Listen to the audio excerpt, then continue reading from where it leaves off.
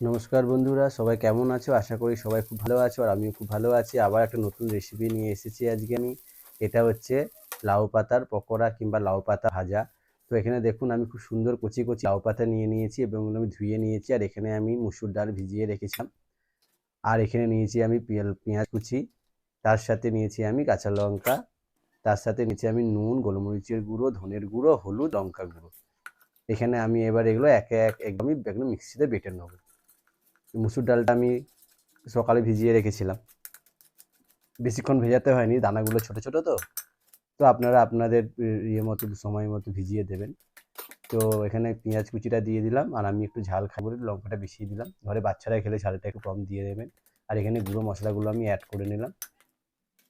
তো এগুলো আমি মিক্সিতে বেটে নেবো সুন্দর করে। এই দেখুন, খুব সুন্দর করে মিহি করে বেটে নিয়েছি আমি।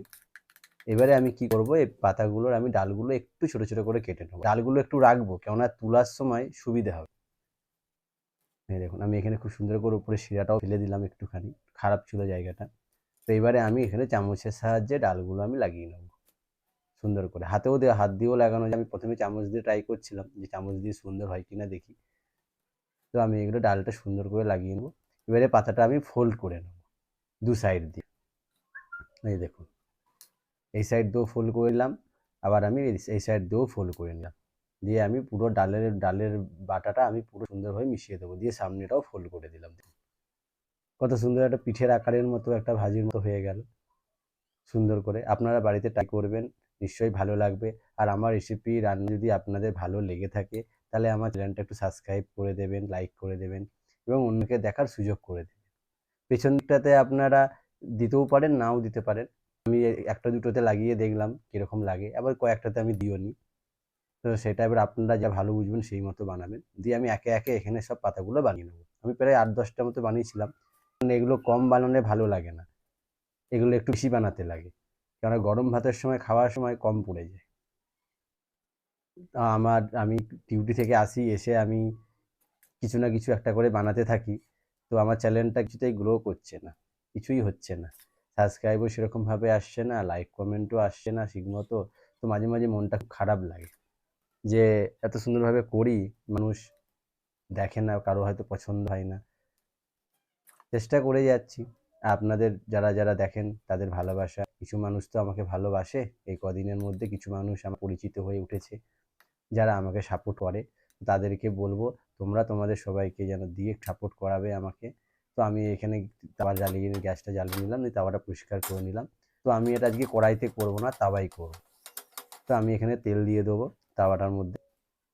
দিয়ে যখন তেলটা একটু গরম হবে, তখন আমি ওগুলো দেবো। কিন্তু তেলটা একটু বেশিই লাগলো, আমি ভেবেছিলাম কম তেলে হয়ে যাবে, কিন্তু তেলটা একটু বেশিই লাগলো। চটপটি খাবার এগুলো সবাই খুব একটা বানায় না।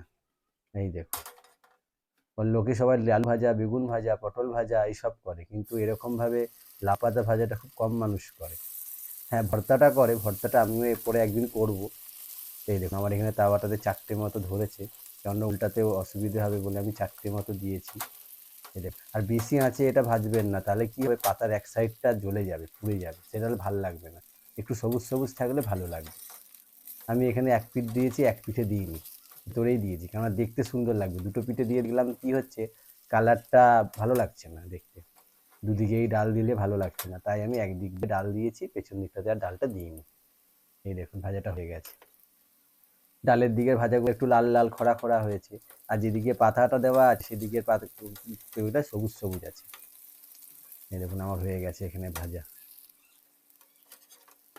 আমি যা দেখলাম আমার কাছে খুব ভালো লেগেছে। আশা করছি আপনাদের কাছেও এই রেসিপিটা খুব ভালো লাগবে।